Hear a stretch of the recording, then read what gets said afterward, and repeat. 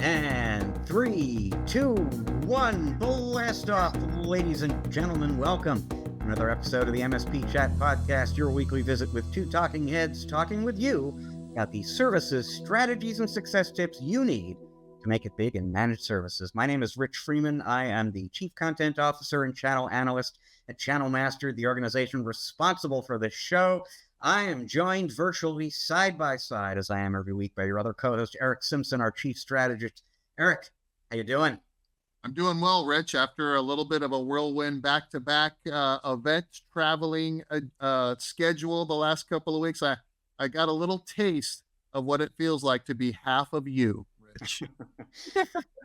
Yes, indeed. Yeah, another week, another show. But yeah, good stuff. Lots of stuff. Lots of events going on out there on the channel right now.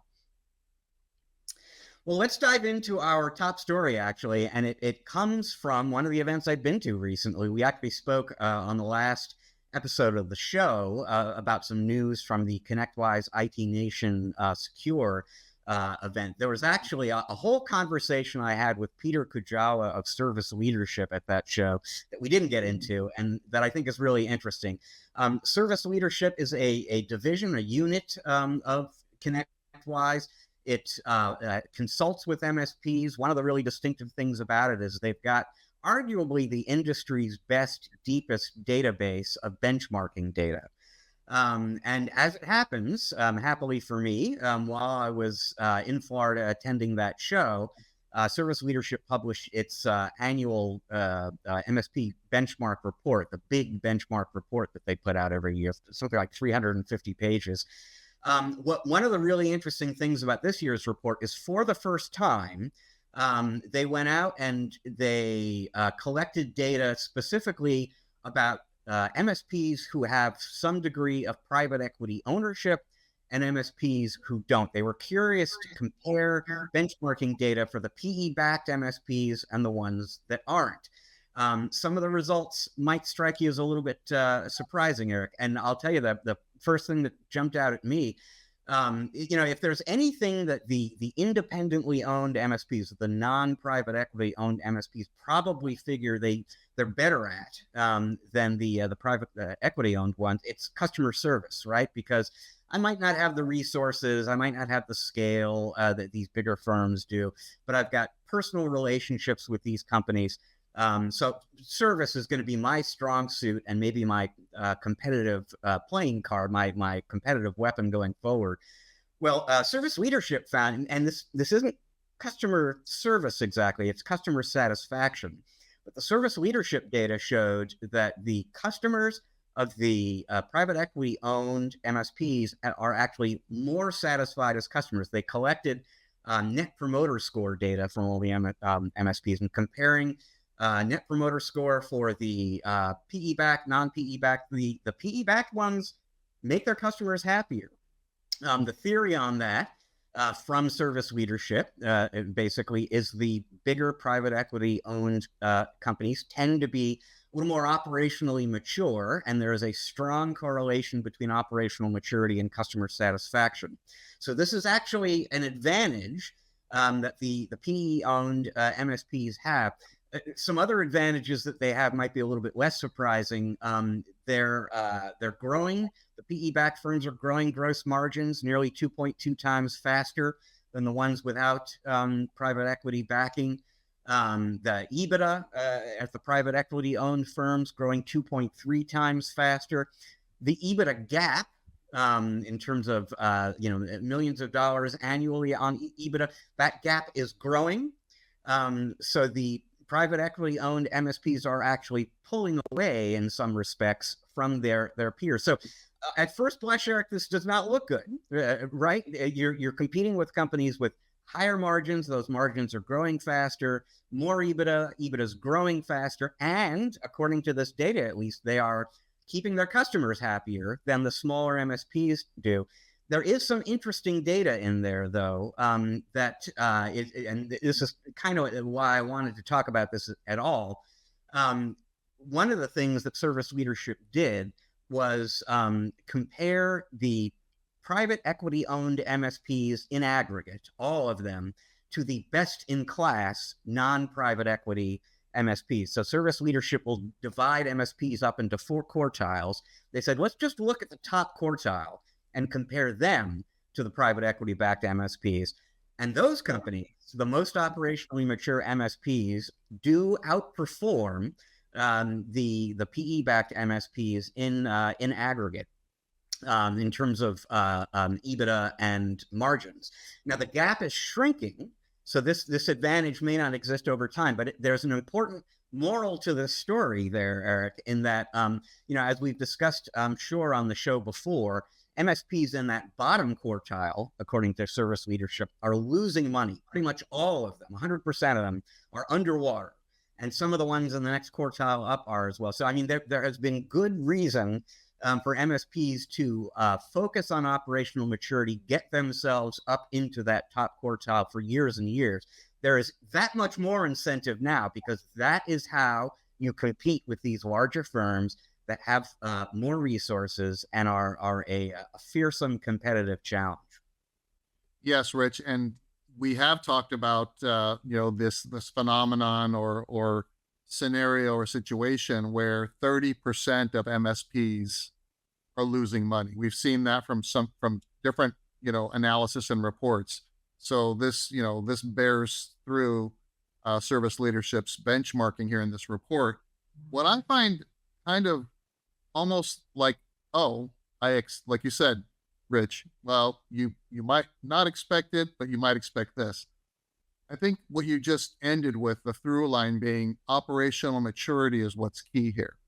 And the way I'm interpreting the data that you just shared is the PE-backed MSPs are getting, if they're not already operationally mature to qualify for an acquisition and interest from a PE-backed organization, when they are acquired, they're already they're at a higher operational maturity level because they've been at it for a bit. They know what they're looking for. And of course, there's this synergy, Rich, where whatever you're missing, we can fill that gap. And we're also reducing overall costs with shared back office services among the acquired companies, I would imagine, right? Maybe yes, maybe no. But generally, when I've worked with organizations or investment groups that are rolling up MSPs, what they're looking to do is to try to lower overhead costs, right? Help fund marketing and sales enablement, and then get pricing right.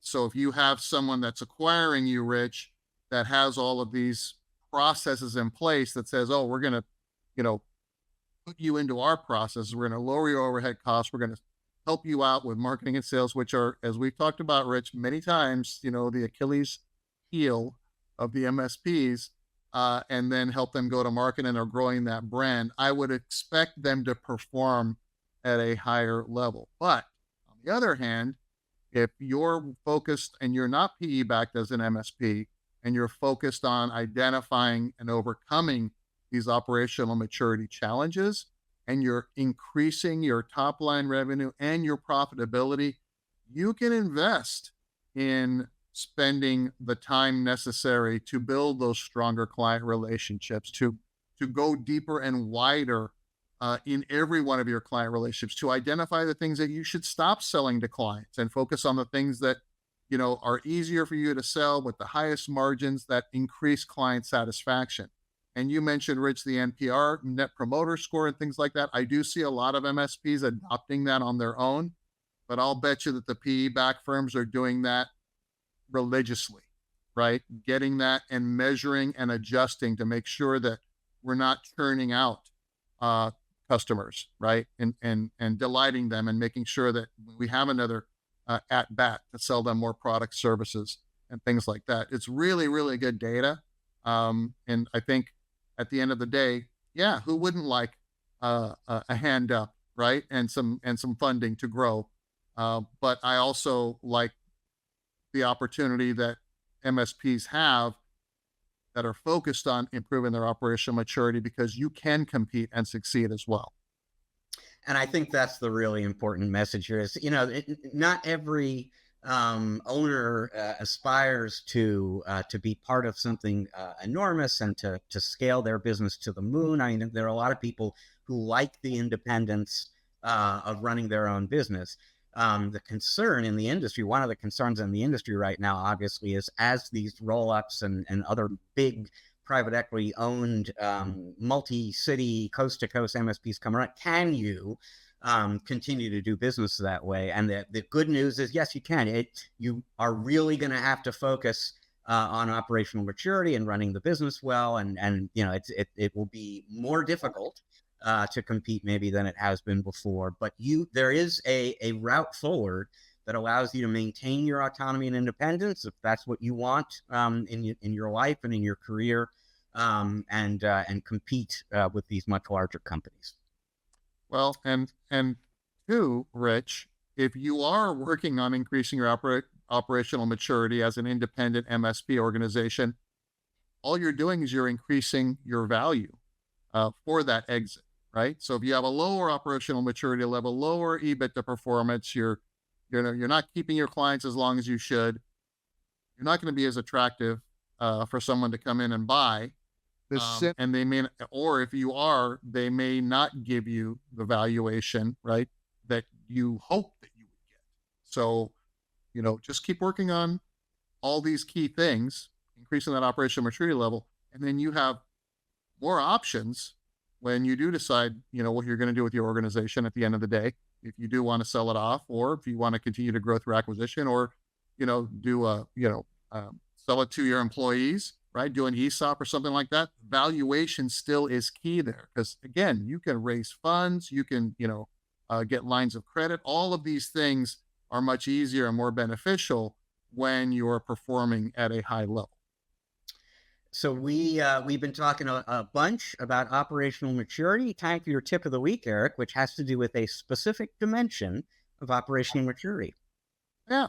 So what we're talking about today, Rich, because I started thinking about our headline story this week and our interview segment, and started thinking about what are 3 things that MSPs can do today to reduce customer or client churn, because this is also a key factor in operational maturity. Is how long do you keep your staff and how long do you keep your clients, right, Rich?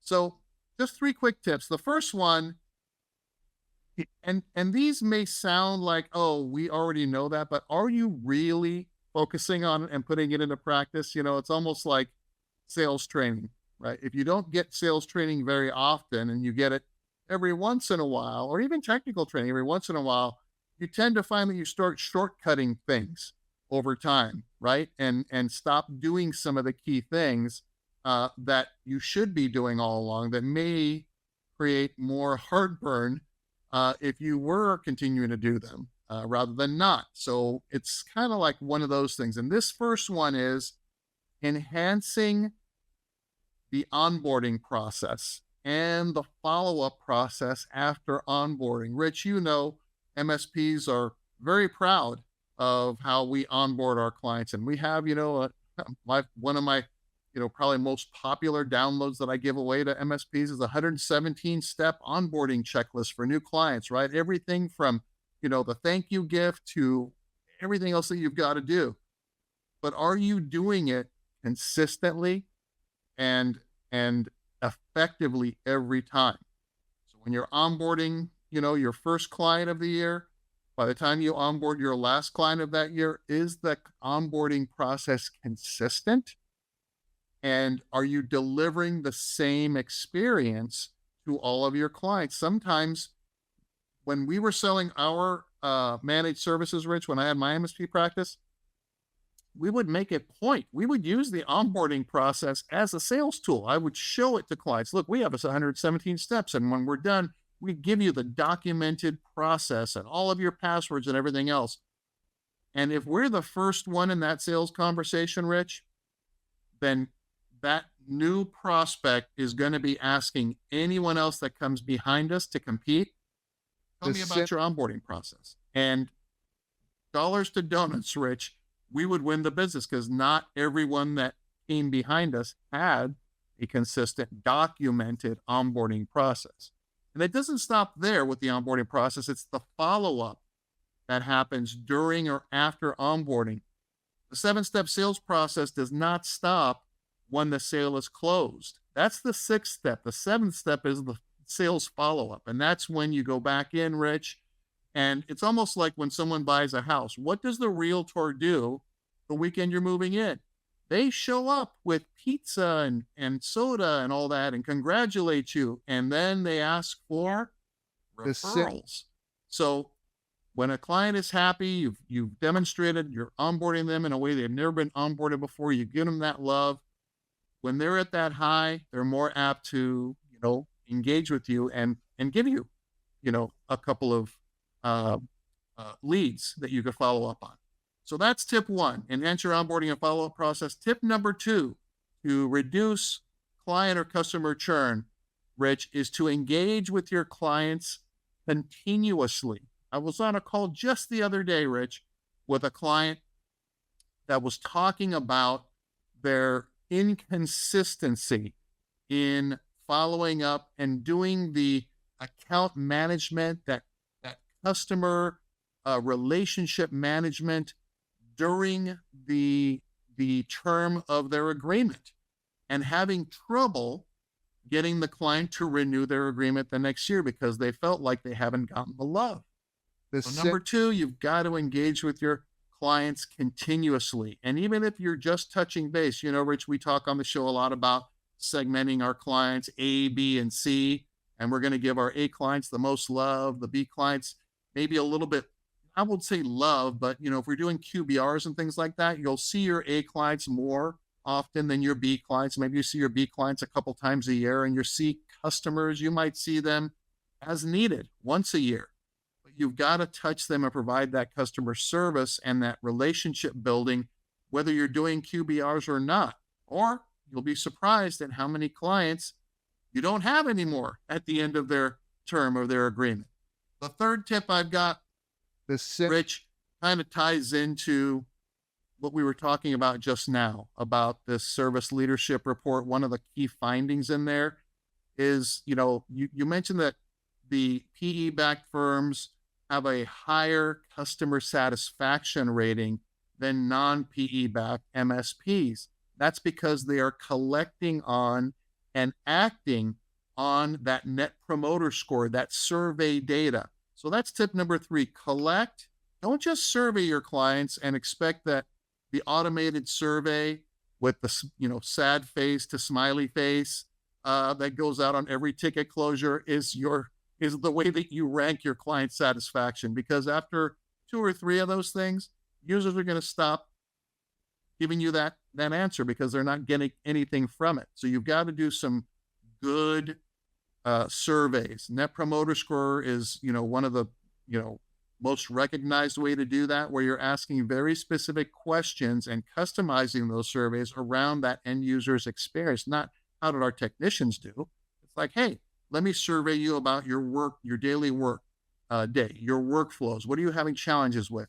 Bringing that, collecting that data, and then reporting back to those end users, Rich, kind of the aggregate data. Hey, for this question, 14% of you answered this, 25% answered this, 70% of you answered this way. Don't make them super long, right? But then you take that data and you sit down and you reflect it back to them. This is how you responded. And we'll be discussing this with your leadership. Try to overcome some of these challenges. And sit down when you're doing your QBRs. I always say one of the things that we do on a QBR is to discuss the latest survey that we did for the end users and for the client. And we say, look, here's what we found. Because many times, Rich, business owners don't know the pain that a lot of their staff are going through in doing their work. If it takes 17 clicks to cut an invoice, that's a problem. But sometimes staff just feels like, oh, that's just what I have to do, without knowing that, boy, we could make that easier for you, right? And let you get to the, get to more, effective things that you're doing. Or how long is it taking you to do your job function? Can we automate some of that? Can we bring in a different platform? Can we leverage AI, right? As we've been talking about a lot, Rich. So, three quick tips on reducing client or customer churn. If you're not doing every single one of these, I strongly encourage you to do them. There's a lot more you could be doing, but these are key for me. A couple of thoughts on that. First of all, there was actually some interesting customer churn related information in that service leadership report we were talking about before. The PE-backed MSPs have higher margins, faster growing margins, higher EBITDA, faster growing EBITDA, as you would expect. And if you just compare the top line raw on revenue, they're growing revenue faster too. You would expect this. They're rolling up all of these MSPs and acquiring those customers and that revenue. When service leadership dug into it, though, what they discovered is that pretty much all of that growth, revenue growth that the PE-backed MSPs are experiencing is inorganic, meaning it's coming from buying the MSPs. When you compare the PE-backed MSPs, The SIP, the SIP, the SIP, and the non-PE-backed, just on organic growth, same. And the reason for that, the issue is, these roll-ups, they buy MSPs, they go through the onboarding process that you were talking about, and there is customer churn. Employees leave, customers leave, there's disruption, and all of that is costing these companies organic growth. So, customer churn, at least in the near and medium term, can actually be a source of advantage for the MSPs without private equity backing. Given that some of what the roll-ups are going through. And then the other thing that kind of jumped out at me, Eric, was number 2 on your list of 3 tips, which is so classic for managed services. Particularly if the focus of what you do is really around proactive management. You're not maybe doing a lot of project work and business process optimization. You're keeping things running super efficiently. If you're doing that job well, you don't have reason to talk with the client very often, right? As a result, out of sight, out of mind, and you don't know what's going on inside of that account, who else is talking to them, what they're thinking about. So, really important piece of advice. If you are doing such a great job that it's been a while since you've spoken to any of your customers, might be a good idea to call them up, schedule a meeting. And if you're not doing QBR, start doing that. But don't let your good performance as a technology partner kind of hurt you because you lose touch with the client. Yeah, I appreciate that, Rich. And it's one of those things where, and we hear it from MSPs all the time where the client says, well, heck, everything's running great. Why do we need you anymore? Kind of a thing. It's like, well, wait a minute. Everything's running great because, you don't see me. And, us engineers, Rich, we're introverts, right? We'd rather not talk to anybody and have that interaction. And if that's you guys out there listening, hire somebody that has that ingredient in their personality, right? They are the people person that can go out and enjoys engaging with your clients and interacting with them. That's one of the missing ingredients that I see in some of the MSPs out there, right, Rich? So, man, we are. It's incredible that we can be profitable sometimes, Rich, because we need help marketing, we need help selling, we need help with operational maturity, we need help engaging and having meaningful conversations and doing account management with our clients, right? Of course, I'm joking, right? I mean, we're doing good work. The idea here is to make sure that we are investing that time that we're saving from maybe going outside and things like that and investing in growing those client relationships because it's so much easier. I forget what the statistic is, but it's notable, right? How much easier it is to sell an existing client something new than it is to go out and try to sell something to someone that's never done business with you before, right? All right. Well, folks, we are going to take a quick break. When we come back on the other side of that, Eric and I will be joined by Marty Falaro. He is the Executive Vice President and Chief Operating Officer of Wasabi Technologies, a cloud storage company. You might not be thinking about storage or cloud storage specifically as a big opportunity, a big moneymaker. We're going to get into that with Marty and see what he has to say about that. Stick around. We will be right back.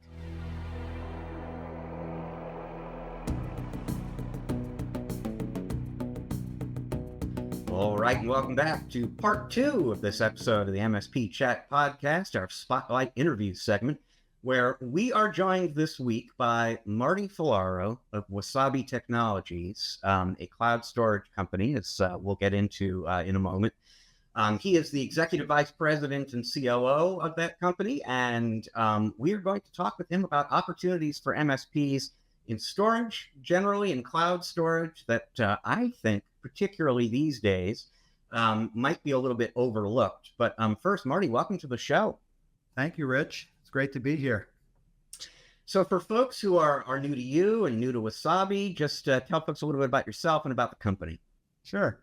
I've actually been here this week for 7 years. The cloud storage service known as Wasabi launched exactly 7 years ago, and I joined as employee 15.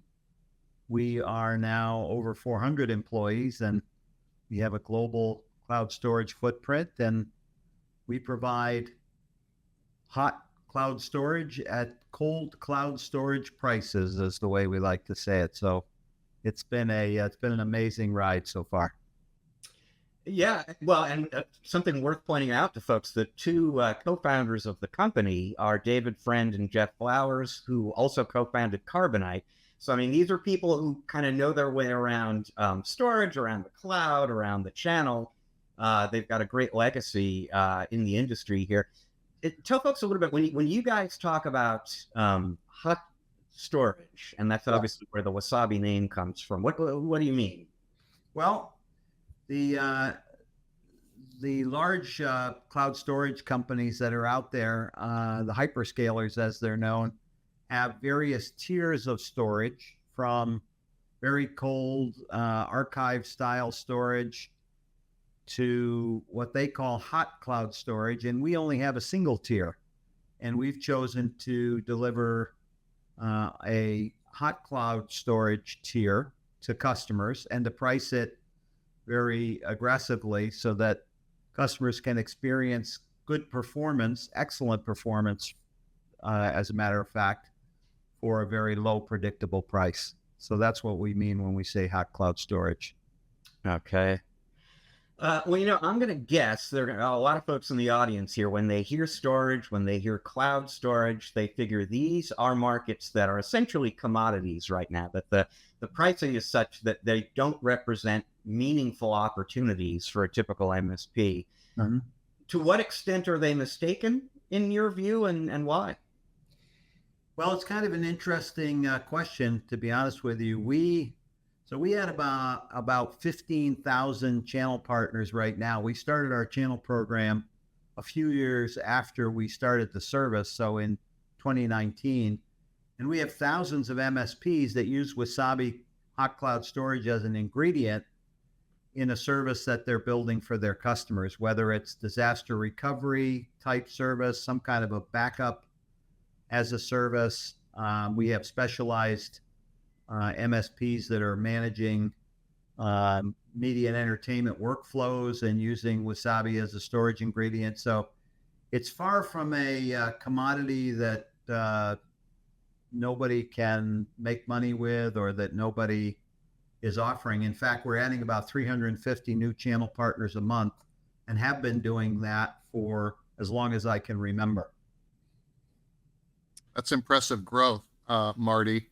And, when you said that you're delivering hot cloud storage for a cold storage price, it got me excited, because, as a recovering MSP and, an engineer at heart, I remember the days of having to work within a client's budget to determine, the cost structure.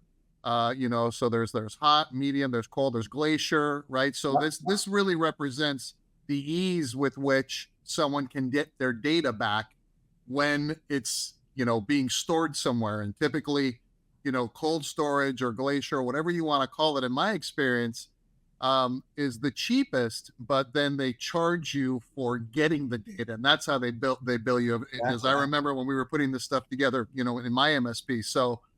So hot or cold pricing, that's pretty disruptive. I can see why the MSPs and your partners are signing up with you. Yes, That's pretty disruptive and unheard of, right? it is, Eric. And when we started, there really were not a lot of options. Most MSPs who were offering cloud storage were buying from one of the hyperscalers. And just like you said, you could get a tier that was very cheap on the surface, but if you ever had to restore from backup, you might pay, a few dollars per month to store the data. But if you had to recover from backup, you were going to be paying upwards of $120 a terabyte to get your data back. So it's very, very pricey when you start looking at the models that are out there. And in fact, we run an independent index survey every year using a third party to run the survey.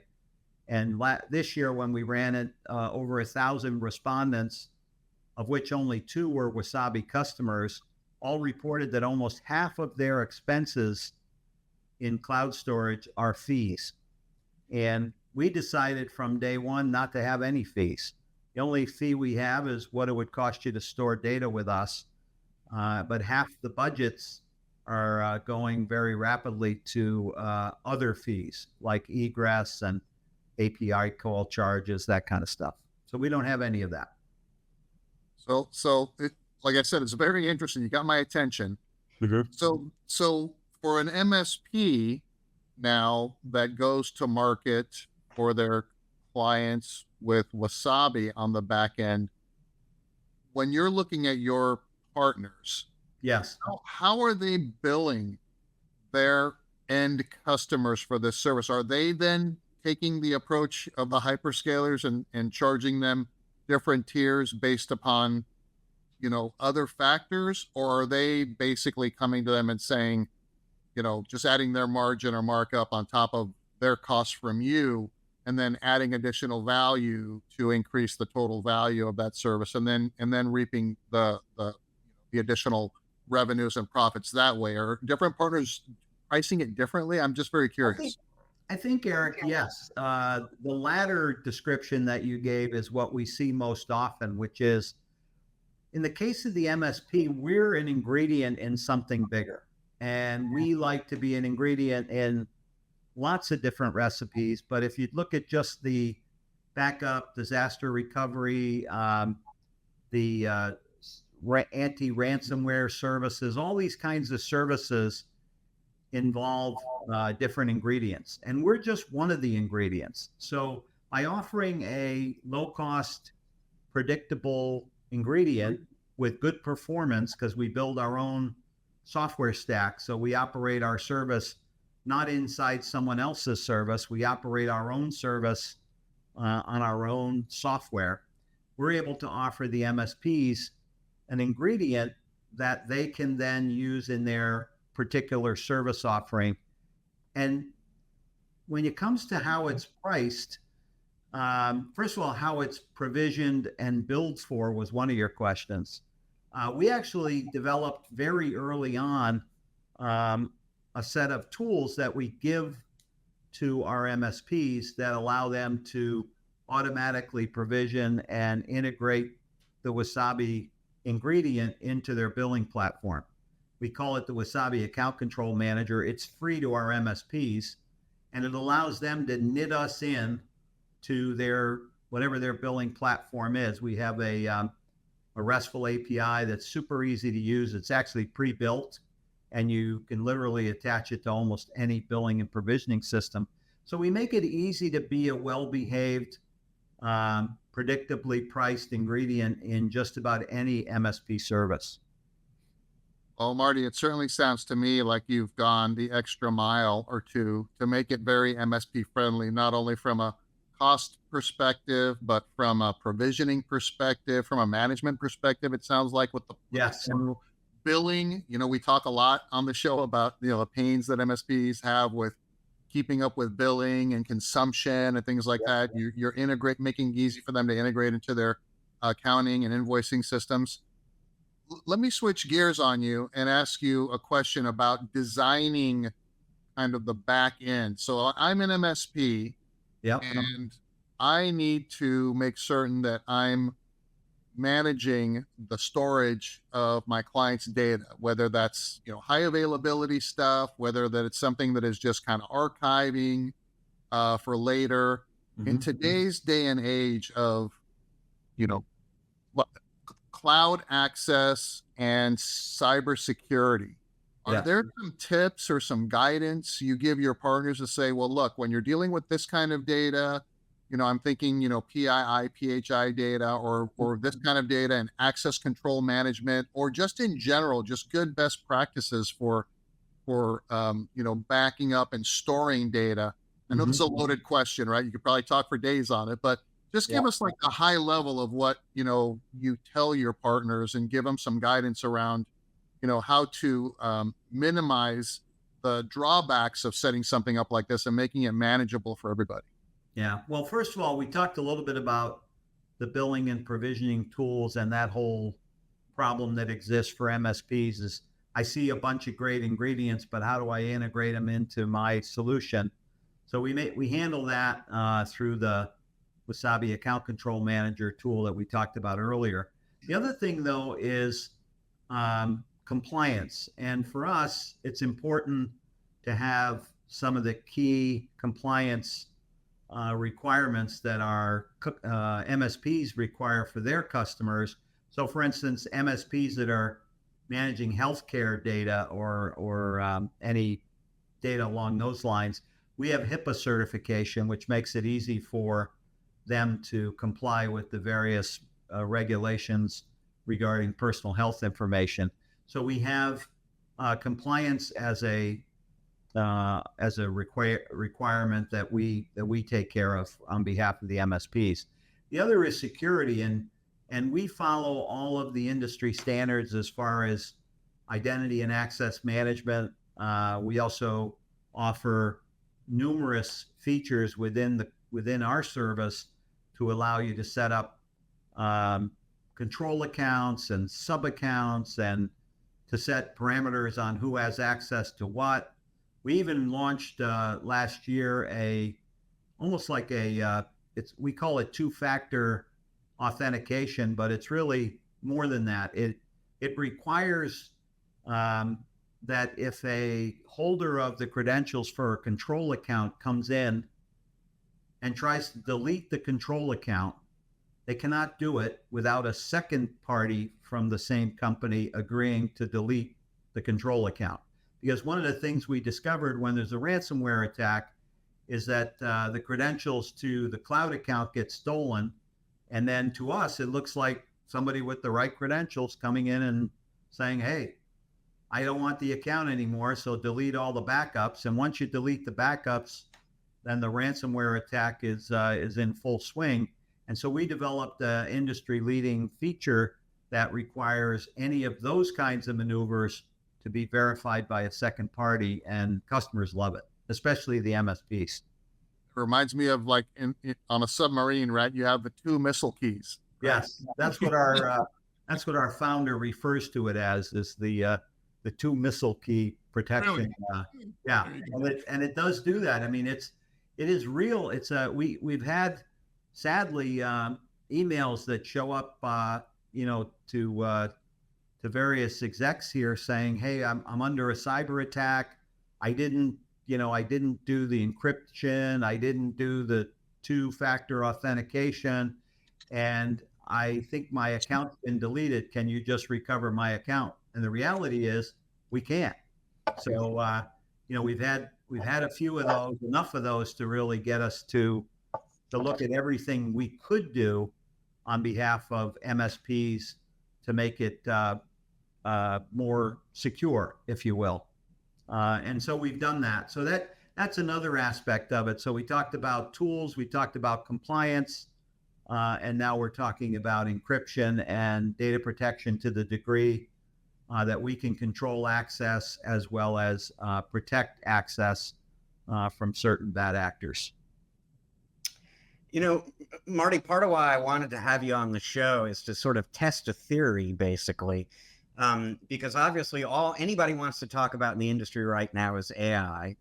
And those conversations are dominated by large language models and processors, OpenAI, NVIDIA. I have this theory, though, that generative AI in particular is going to be generating an enormous amount of content. Yes. All of that content's going to have to be secured. It's going to have to be moved in and out of the cloud, and it's going to have to be stored somewhere. Yeah. And so I see this big AI-related storage opportunity coming. What's your take at Wasabi about that? It's funny, Rich, that you bring it up. We were just at Dell Technologies World, and that was an AI show. I mean, Michael Dell stood up on the stage, and he had the CEO of NVIDIA, and everything was AI, and it's great. It's amazing. People are investing heavily in these gigantic compute resources, and they're building quote unquote AI into their business. The models of return on that investment and all that, be damned. They haven't figured all of that out yet, but they're investing. One of the things that we were talking about at the show, and that Dell was also acknowledging, is that with all these large language models, there's going to be inference data generated that basically prove where you got your information, and all of that inference data needs to be maintained forever, needs to be stored, so that if you're ever challenged by the New York Times, for instance, saying, hey, wait a minute, you used the New York Times intellectual property to train your models, you've got the inference data stored to prove that maybe you did not do that, or you definitely did not do that. So inference data is a mountain of data that's being accumulated now during the training of these large language models. And we believe that represents a massive opportunity for more cloud storage, because that inference data will need to be maintained and eventually accessed if needed to prove what you did or didn't do. And actually, that is Dell's data protection solutions group, which is a huge part of Dell, also sees that opportunity. So I think we're seeing not only the AI build out, but customers wanting to protect the work they're doing with AI, and inference data will be one of the ways that they do that. I mean, to the extent that you cannot ever, it sounds like, get rid of that inference data there, the volumes are going to grow and grow and grow. And so the size of that opportunity just keeps growing over time. I think so. And we've seen pretty dramatic growth. We have a global footprint now. We have storage locations across North America, Asia, and Europe.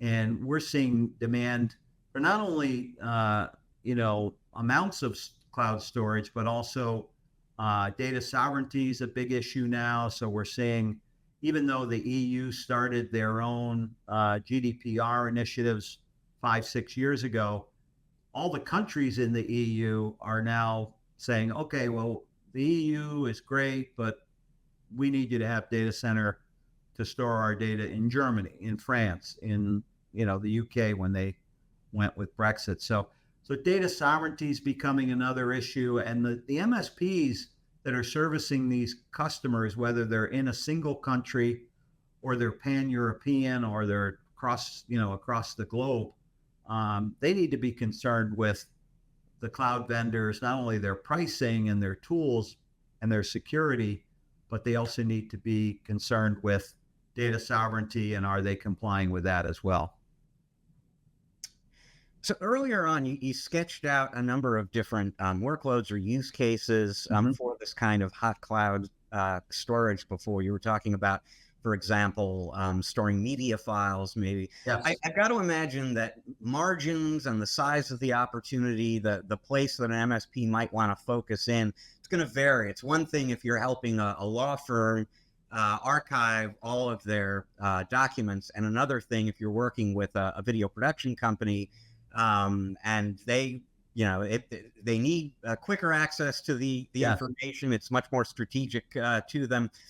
What are some examples of the different sort of margin opportunities around cloud storage? Well, I think what we learned when we set up our channel program and our pricing for the channel, what we learned was that the hyperscalers who some of the MSPs have been working with, and several still are, you know, the more channel partners there are for the MSPs to sell through, the less margin there seems to be. And there's margin pressure in that business that's very challenging because, you know, if there's 1,000 ways to bring the product to market, the margins go down because there's, you know, multiple people bidding on the same job, so to speak.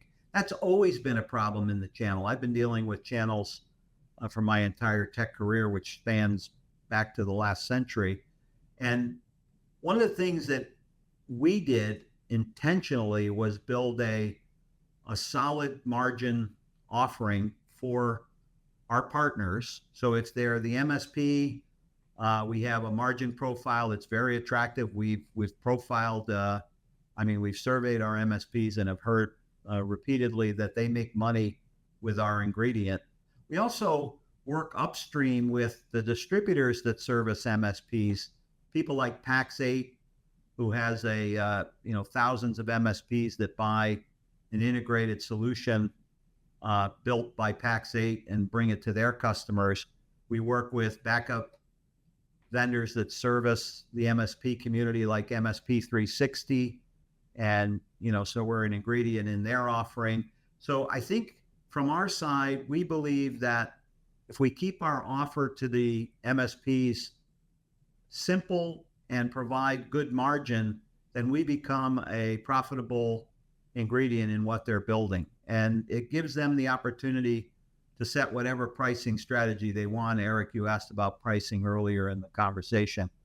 Pricing is entirely up to our partners. We just give them a discount off our list price, and then they take it from there and build us into a bigger solution typically. Yeah. So Marty, I want to get back into kind of a discussion around the difference in today's buyer mentality, the end client, the end customer, the business decision maker, compared to like before COVID.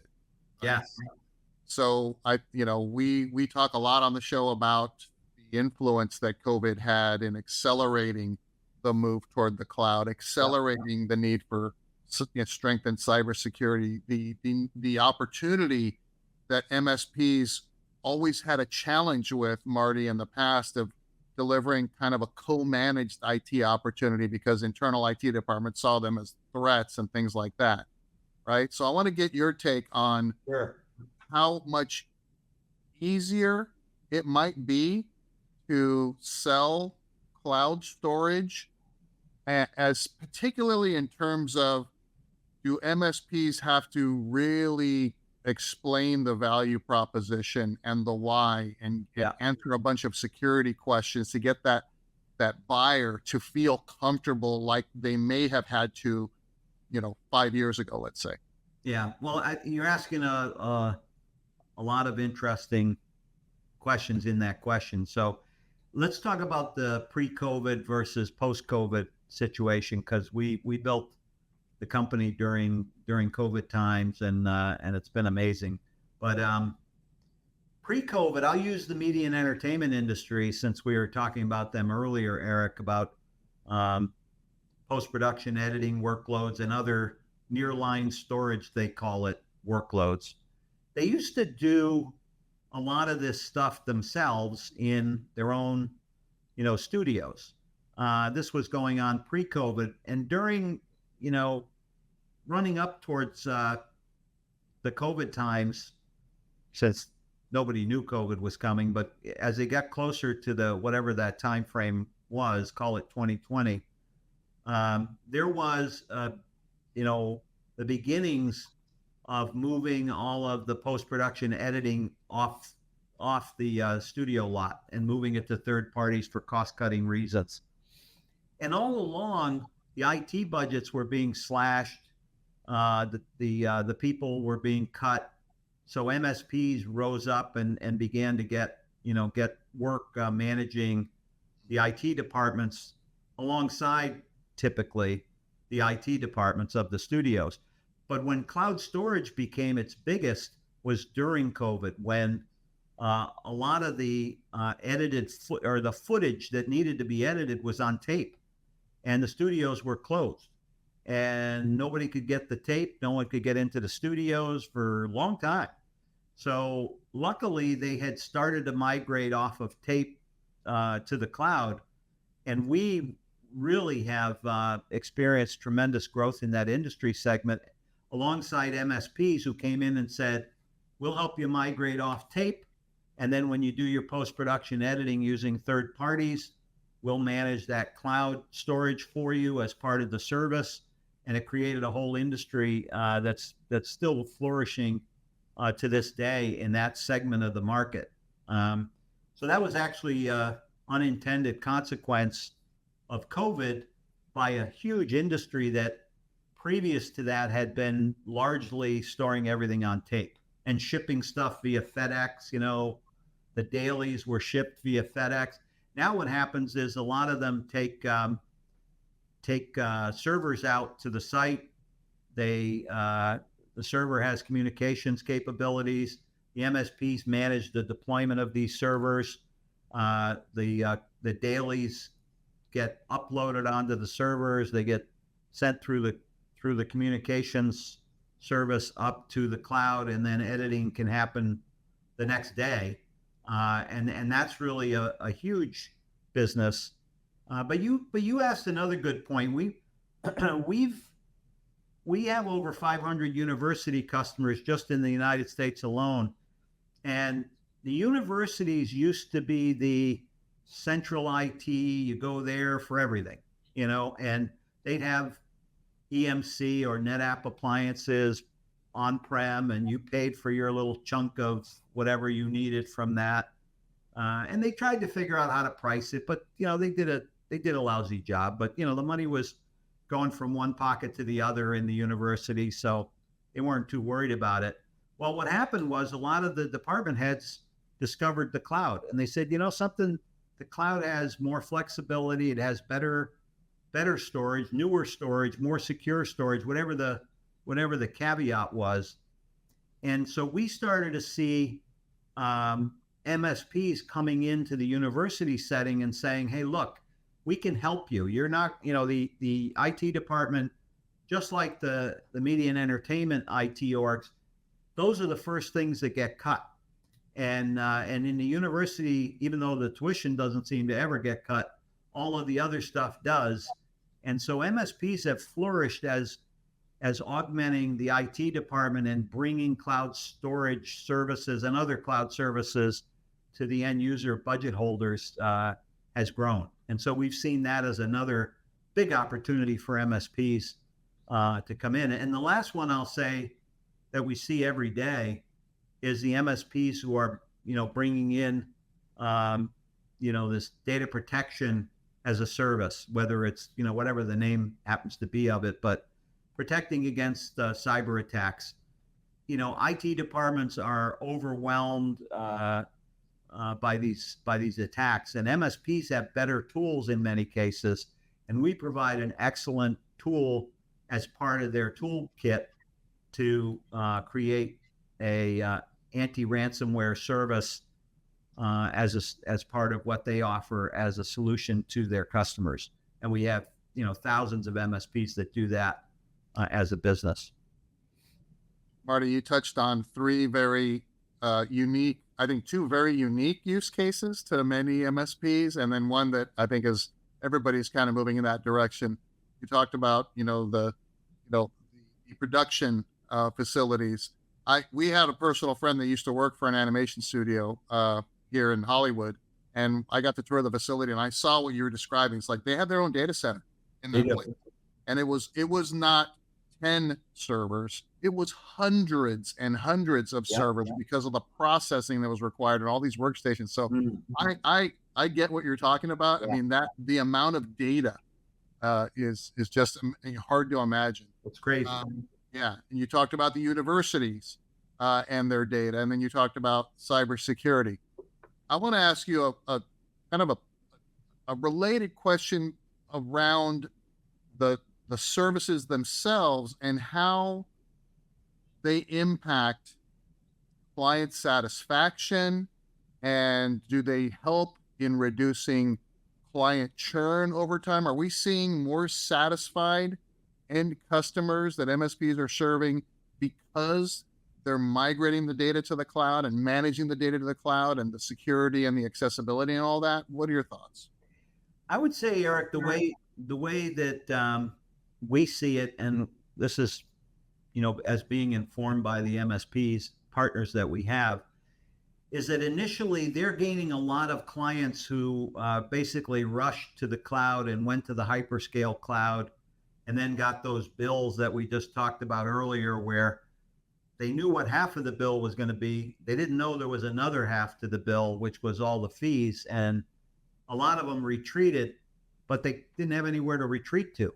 So where MSPs have come in and really saved the day is, they pick the best of breed elements of the cloud, and such as, our cloud storage or someone's compute or whatever the services are, and package that up for the company, the customer they serve, even if the customer has an IT department.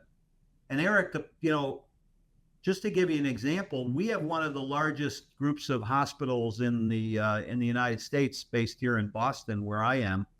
And I've talked to the CIOs of, one of the top three largest in Boston, certainly, and one of the largest in the country hospital groups.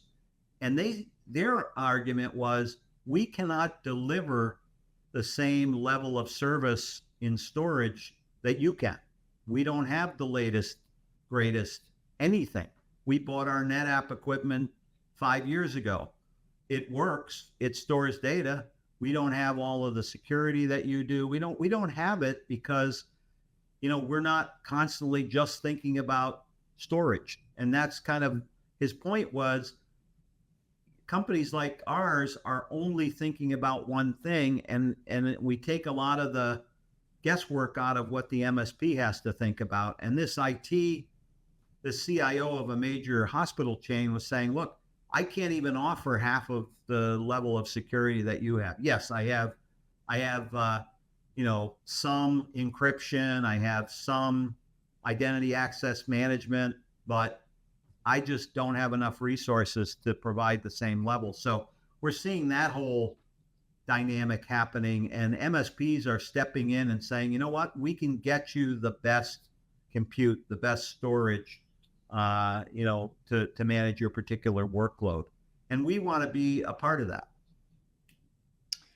Marty, really interesting conversation. Thank you so much for joining us. A lot of openings, a lot of business opportunities there that folks in our audience may not be considering, but might want to start thinking about now. So we really appreciate you joining us on the show. For folks in the audience who want to maybe get in touch with you, learn more about you, learn more about Wasabi, where should they go? Well, first of all, we just completely rebuilt our website and launched it last week. So go to wasabi.com. If you want to reach me, I'm certainly very active on LinkedIn, and I'm simply marty@wasabi.com. If you want to send me an email, and I'll connect you to the very best person that can help you understand whatever it is you're wondering about. Well, fantastic. Thank you again. Marty, folks, we are going to take a quick break here. When Eric and I come back on the other side, we're going to share some final thoughts about this conversation, maybe have a little fun, wrap up the show. Stick around. We are going to be right back.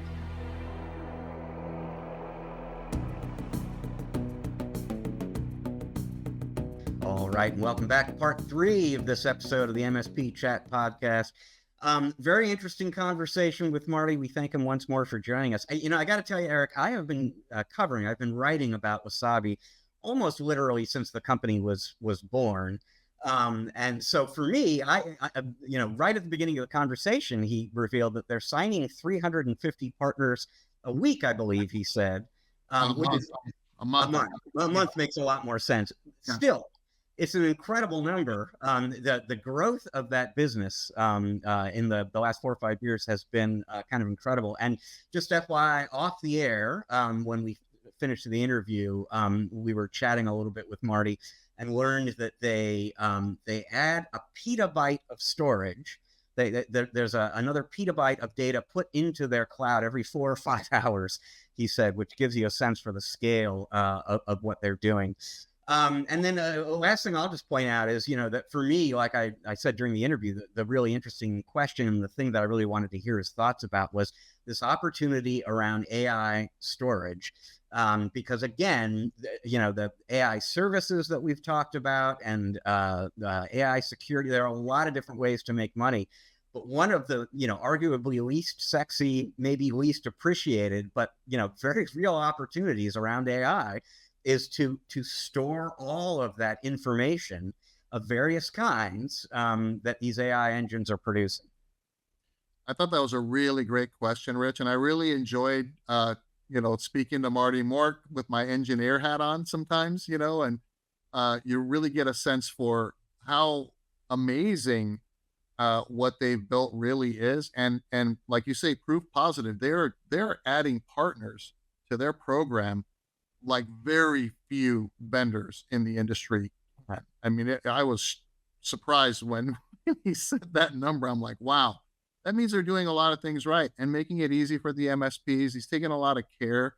Wasabi's taking a lot of care in making it MSP, not only MSP friendly, but MSP easy. Onboarding, provisioning, and just the pricing model where, I'm used to, again, back in the enterprise and back in my MSP days, is you're paying different rates for, how long you want to store your data and how easy you want to have access to it. And for them to be able to just say, it's one rate, get it when you want it, store as much of it as you need.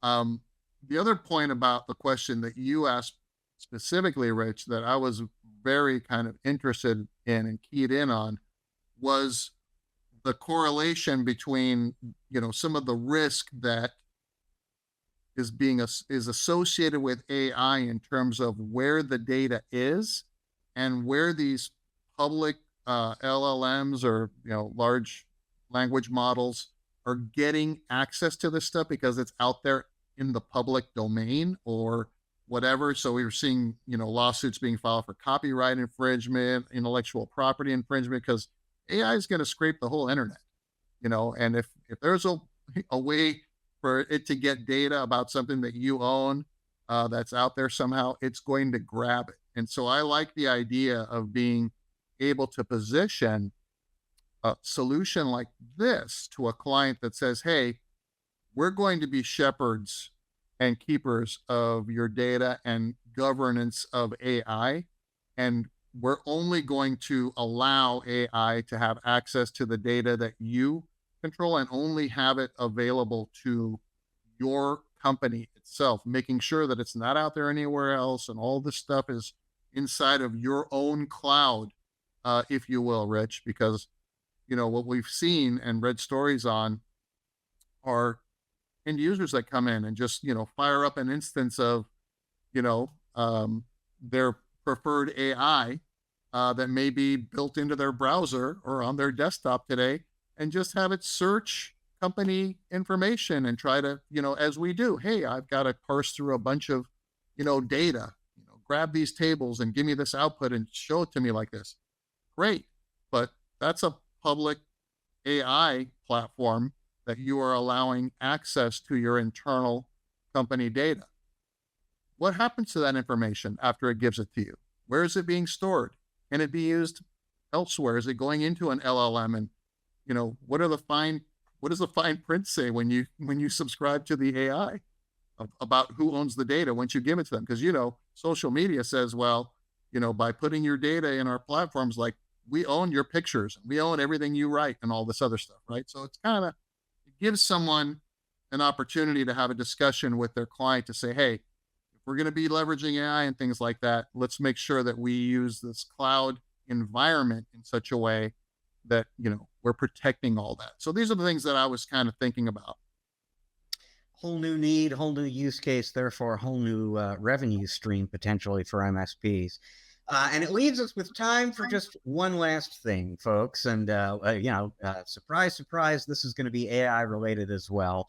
AI, as we know, is good at many, many things, but researchers at Google DeepMind have discovered something it's not terribly good at, and that, Eric, is comedy. There's actually a researcher at Google DeepMind who, in his spare time, does improv comedy. He was kind of curious to see how good are generative AI engines at writing jokes. And it just, by the way, this was new information to me. A lot of comedians are using Gemini and ChatGPT in their work. They'll use it to maybe get ideas, structure a monologue, etc.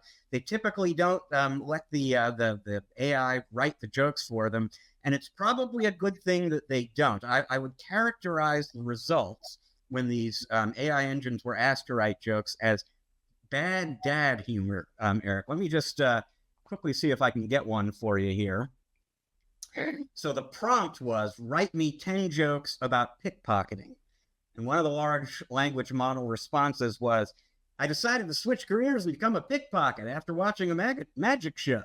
Little did I know the only thing disappearing would be my reputation. Oh dear. And there are more like that. And I guess it's impressive that these things can write jokes at all. They're just not very good jokes. Well, Rich, I remember maybe a year ago now, I stumbled across an article or something online about this particular subject too. And it was like the jokes that the AI was writing were like borderline, like racist and all kinds of things, right? Because it only feeds on where it's getting its data from. And if you're looking at the wrong sites for different things, you're going to get influenced by that. I mean, it was kind of creepy. So at least I think bad dad jokes is probably an improvement from what, I gleaned about a year ago from somebody trying to do something similar. Agreed. Completely agreed. Well, folks, that is all the time we've got for you on this episode of the show. Thank you very much for joining us. We're going to see you again in a week's time.